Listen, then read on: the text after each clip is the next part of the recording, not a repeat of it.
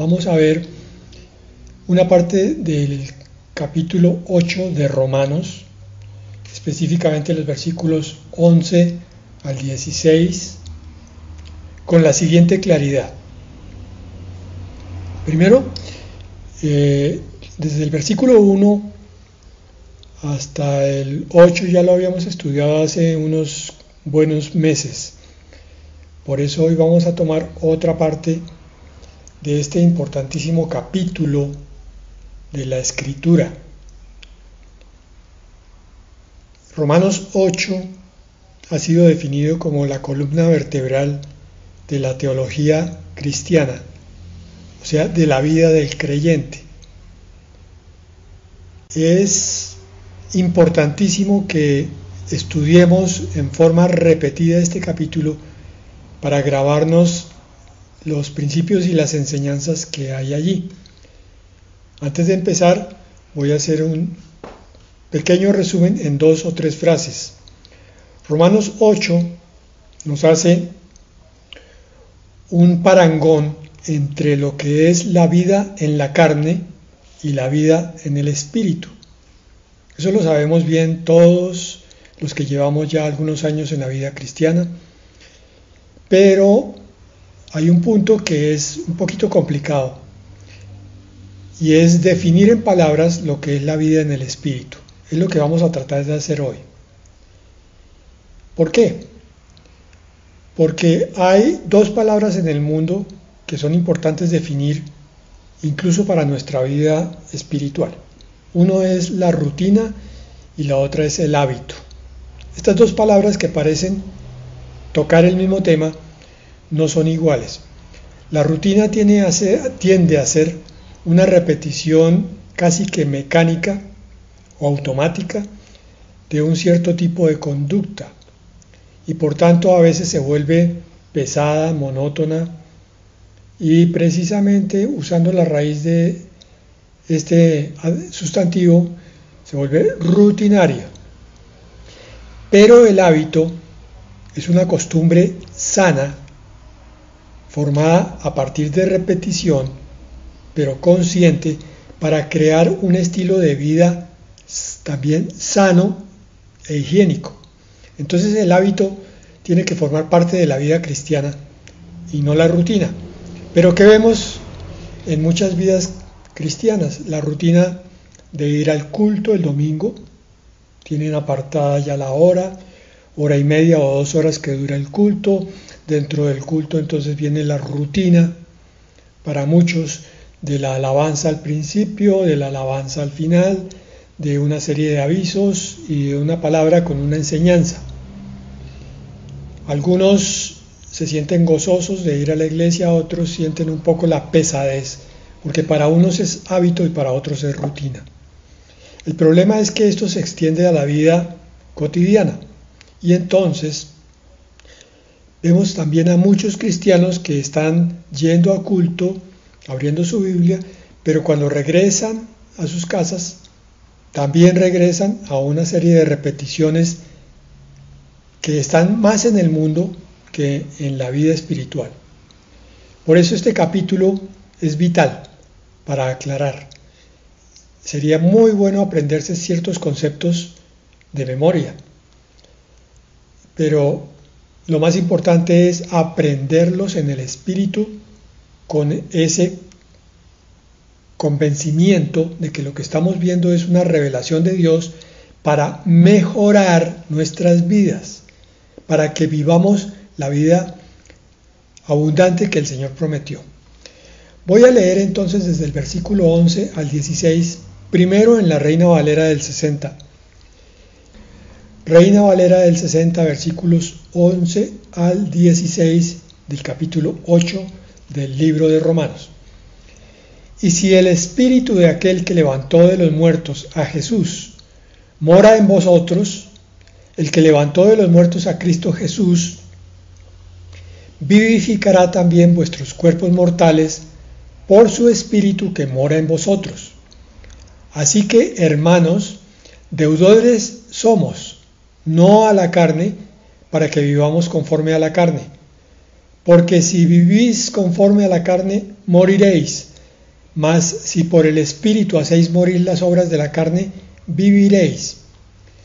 Porque todos los que son guiados por el Espíritu de Dios, estos son hijos de Dios. Pues no habéis recibido el espíritu de esclavitud para estar otra vez en temor, sino que habéis recibido el espíritu de adopción por el cual clamamos, Abba, Padre. El Espíritu mismo da testimonio a nuestro espíritu de que somos hijos de Dios. En este pasaje ustedes se dan cuenta que primero toca en los dos versículos que leímos al principio, el 11 y el 12, lo que es la vida en la carne. En el versículos 13 y 14 toca lo que es la vida en el espíritu. Y en el 15 y 16, y a partir de ahí, lo que son las promesas para los hijos de Dios.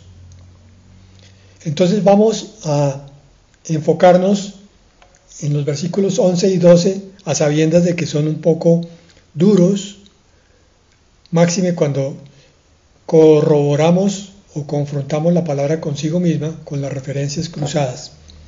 Vamos a descubrir que la vida cristiana es muy diferente a lo que muchos creen. Versículo 11, ahora recuerden, voy a leer en la Nueva Traducción Viviente.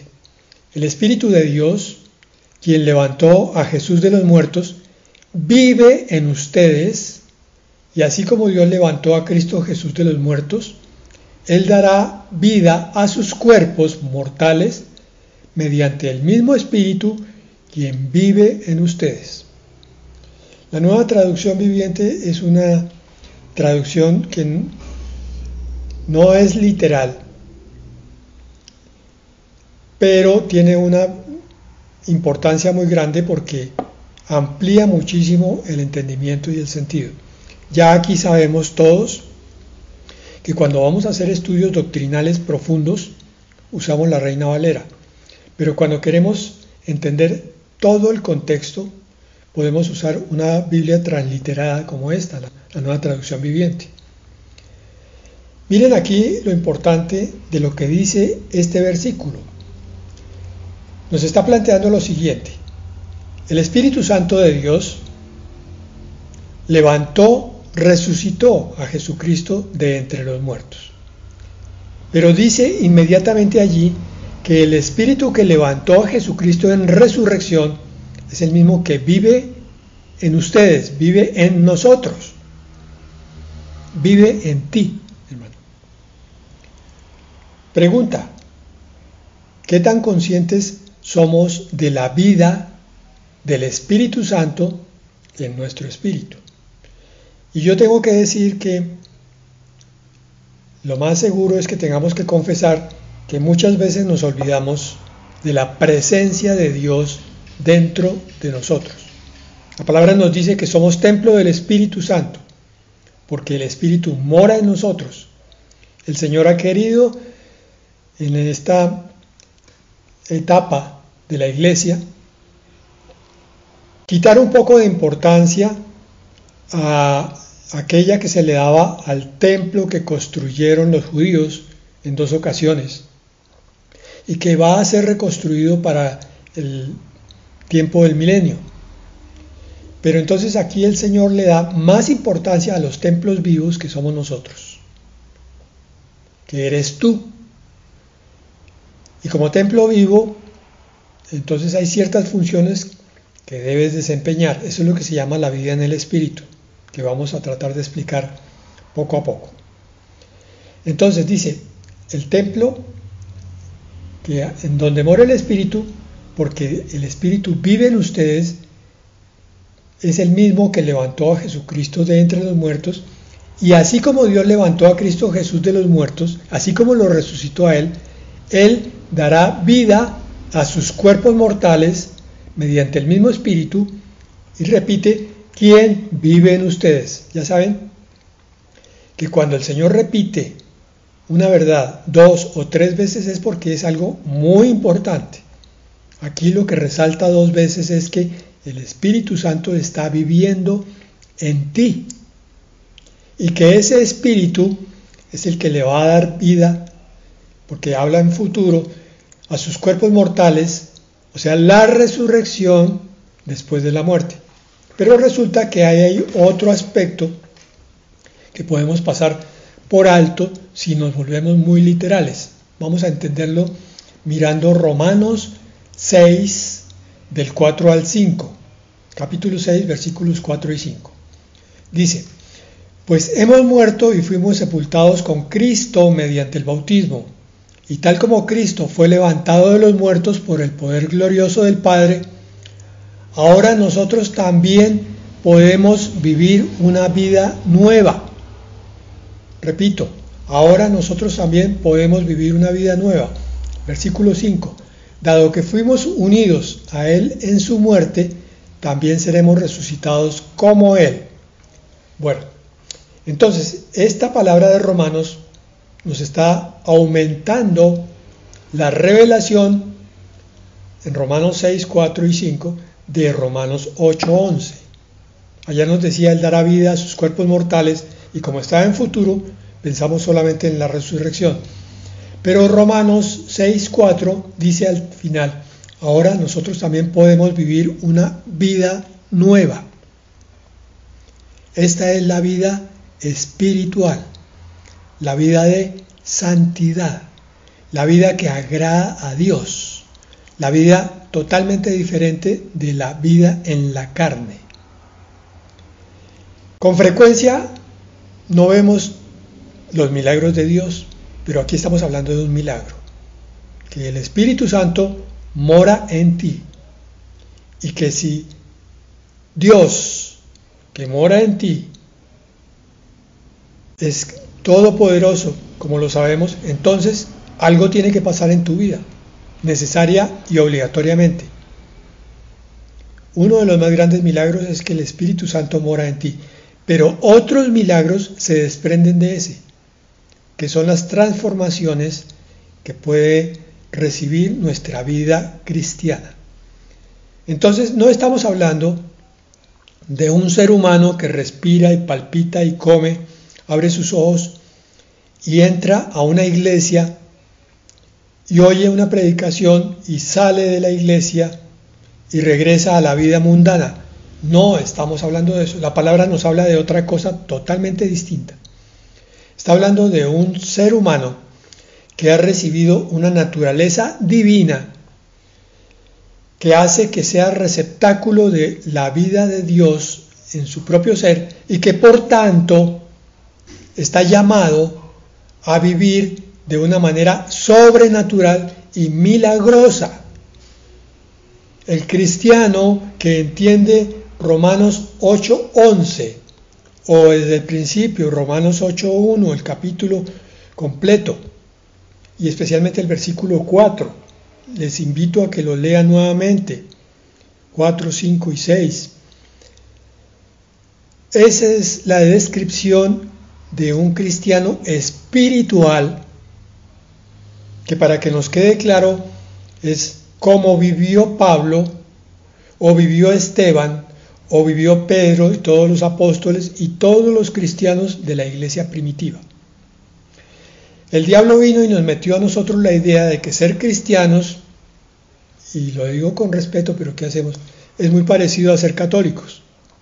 Entrar a un edificio, salir de un edificio y pare de contar. Eso no es la vida que Cristo nos vino a dar. Es una vida muy por lo alto. Es una vida que va a contrastarse con la vida anterior, que es la que nos va a describir el versículo 12 de Romanos 8. Dice allí, esto es como para ponerse cinturón de seguridad, porque este es un pasaje fuerte. Romanos 8:12 dice: por lo tanto, amados hermanos, no están obligados a hacer lo que su naturaleza pecaminosa los incita a hacer. Pero Fernando, ¿cómo así? Usted dijo que esto era duro. Sí, hermanos, es duro, porque si comparamos eso con la referencia de Gálatas 5:19, donde se nos describe lo que es la vida en la carne, vamos a ver que la cosa no es tan sencilla. Dice Gálatas 5, 19 al 21. Cuando ustedes siguen los deseos de la naturaleza pecaminosa, o sea, de la carne, los resultados son más que claros. Y viene una lista. Inmoralidad sexual, malos pensamientos, pornografía, fornicación, adulterio.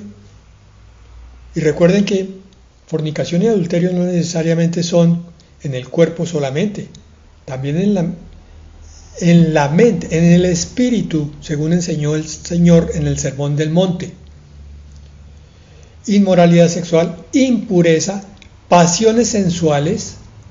En el versículo 20 dice idolatría, hechicería, hostilidad. Pastor, yo no tengo idolatría, yo ya lo superé eso. Bueno, hostilidad, ¿sí? También. Peleas, ¿también superaste eso? Celos, arrebatos de furia, ambición egoísta, discordias, divisiones. Estas últimas tres se ven con frecuencia en la iglesia del Señor.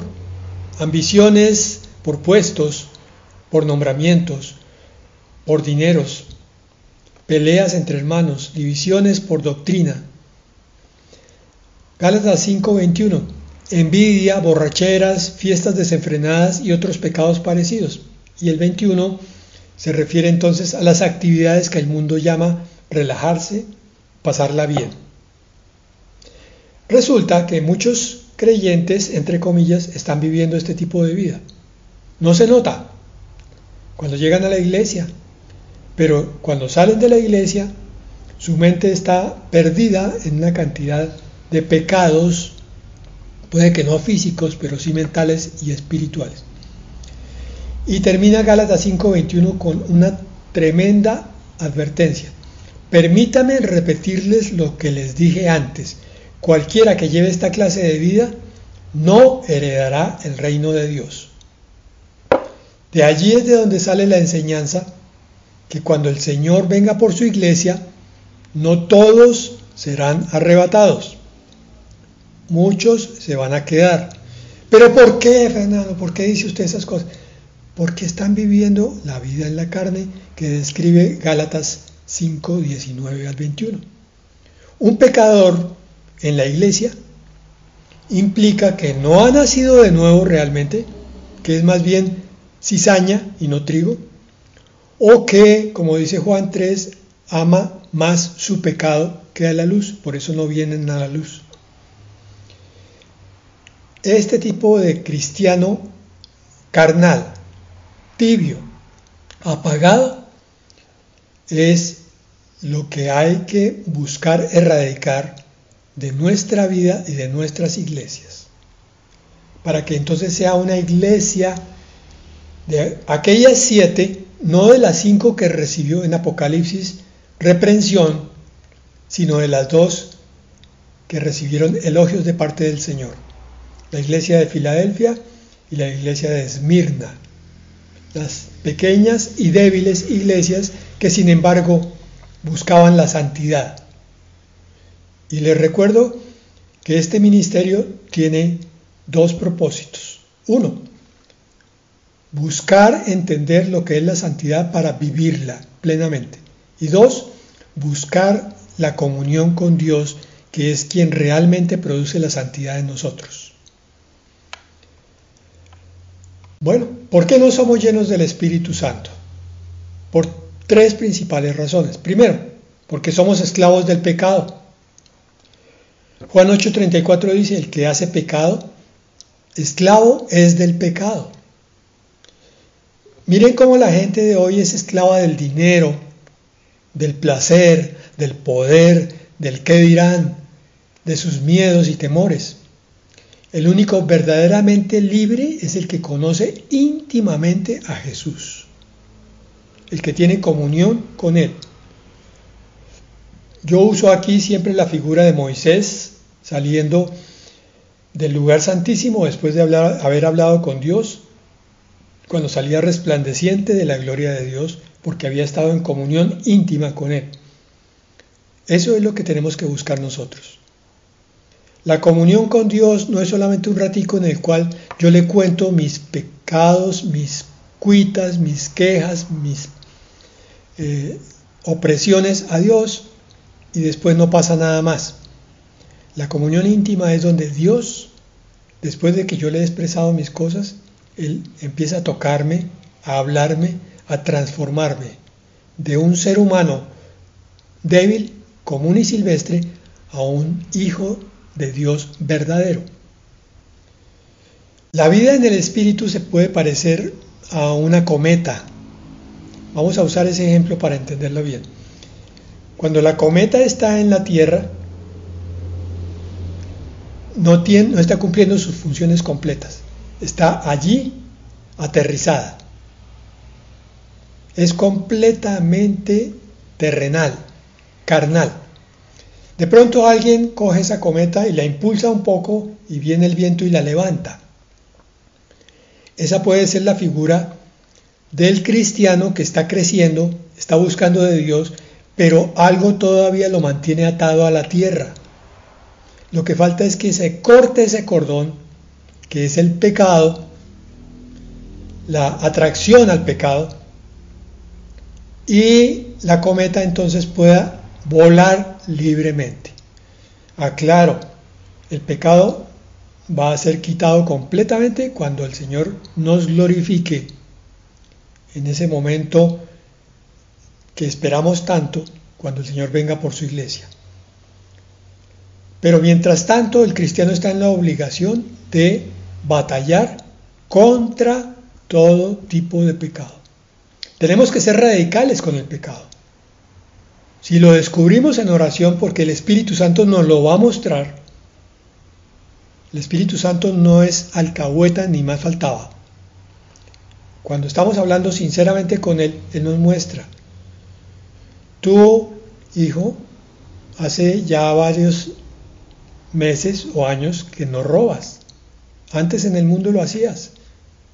Ya no robas, pero todavía tienes mucho orgullo. Todavía dices mentiras.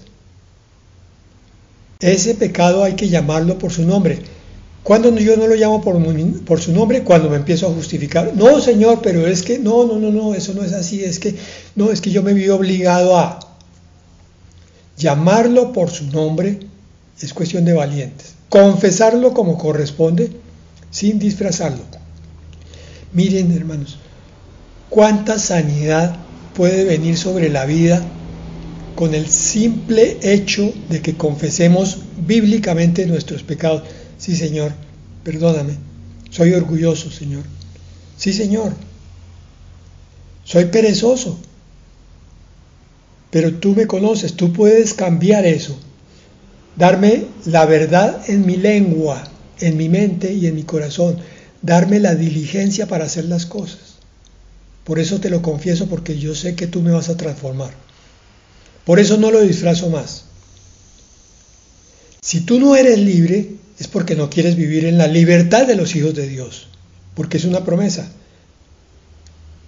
que Cristo nos hizo, que fuéramos a Él y seríamos verdaderamente libres. Muchos cristianos, incluido seguramente yo también, arrastramos cadenas que a veces no reconocemos. Todavía no hemos orado lo suficiente como para que el Espíritu Santo nos muestre que esa porción debe ser erradicada de nuestra vida. ¿Cómo? Con la confesión. Entonces, el segundo punto por el cual no somos llenos del Espíritu es porque llevamos una vida doble. Somos diferentes en la iglesia a lo que somos en la casa. Pero si llevo una vida doble, no puedo llenarme de Dios. Mateo 23:28 dice: por fuera parecen personas rectas, pero por dentro el corazón está lleno de hipocresía y desenfreno. Esta es la radiografía de muchos que todavía tiemblan ante la confesión del pecado. Y la tercera razón es porque amamos más las cosas del mundo. Oh gente infiel, dice Santiago 4, del 4 al 5. ¿No saben ustedes que ser amigos del mundo es ser enemigos de Dios? Por algo dice la Escritura: Dios ama celosamente el espíritu que ha puesto dentro de nosotros. Esa porción que nació de nuevo, nuestro espíritu, es amada por Dios, porque ahí es donde Él se comunica con nosotros, donde Él puede hacer su obra, donde Él sabe que ese espíritu fuerte en nosotros es el que va a controlar los ímpetus de la carne, y entonces podremos servir al Señor en santidad. Pero es que uno puede amar al mundo y hasta ser servidor del Señor. Y eso que se traduce en que está buscando su propia voluntad y no la voluntad de Dios.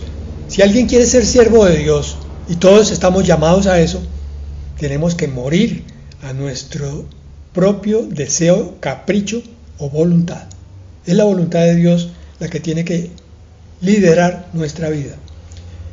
Bueno, ahí ya pasó la parte dura y vamos a la parte de la vida espiritual que está en el versículo 13.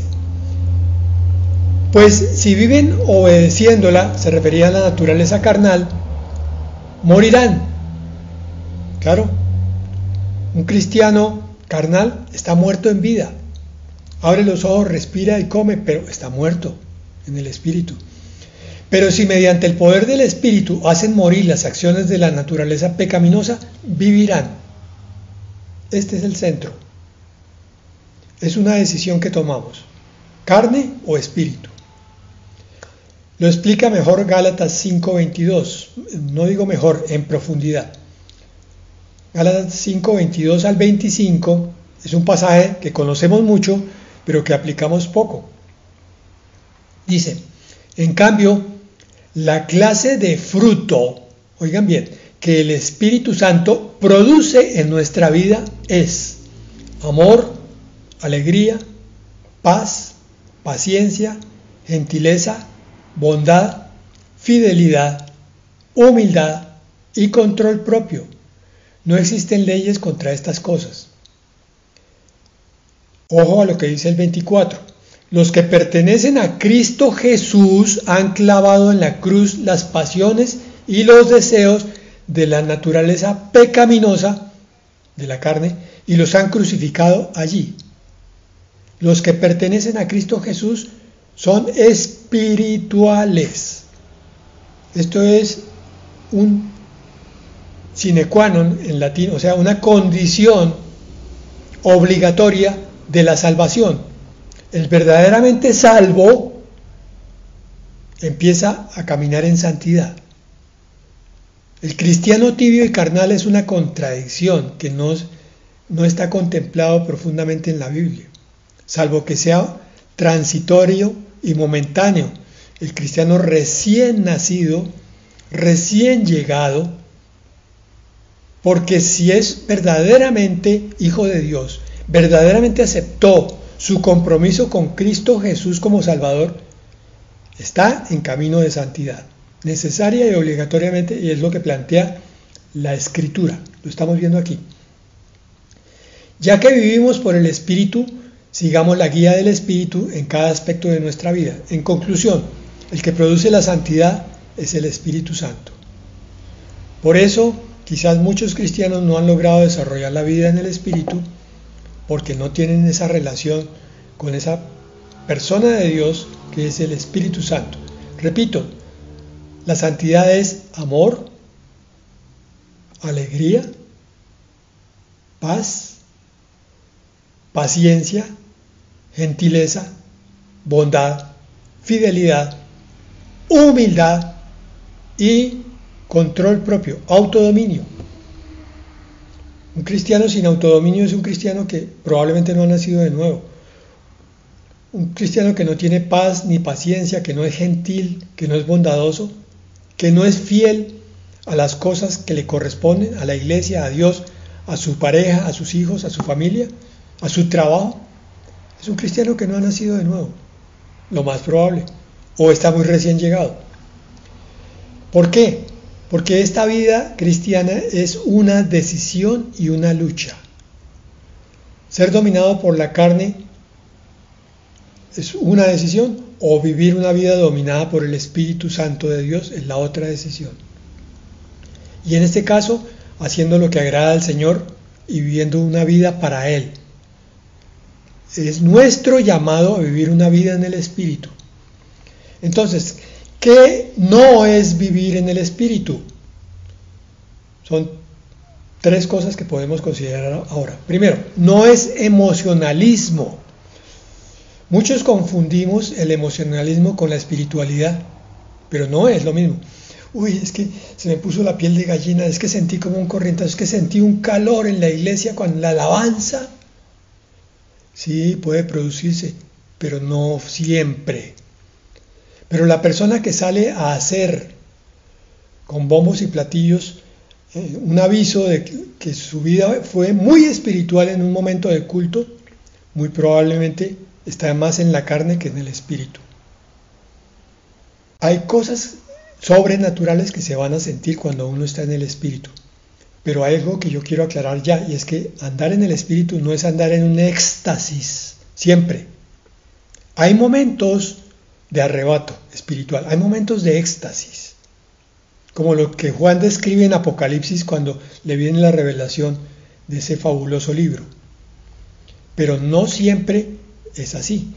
Uno puede aparentemente ser un ser humano como los demás, pero andar en el espíritu porque está viviendo en función de dos cosas que vamos a ver apenas terminemos esto de sabiendo lo que no es la espiritualidad. Entonces, primero, no es emocionalismo. Segundo, no es únicamente hablar en lenguas o danzar con las alabanzas o llorar cuando adoramos al Señor. Pues de nada sirve esto si al salir de la iglesia quien gobierna mi vida no es el Señor. Sí, si yo estoy en el Espíritu es probable que hable en lenguas. Puede que sí, puede que no. No todos tienen que hablar en lenguas. Sobre eso hay muchas discusiones hoy en día, pero bueno, ese no es el punto hoy. Danzar con gozo en las alabanzas puede ser signo también de que estoy en el Espíritu y quiero alabar a Dios, pero también puede ser carne. Entonces, hay que entender claramente esto de la vida espiritual.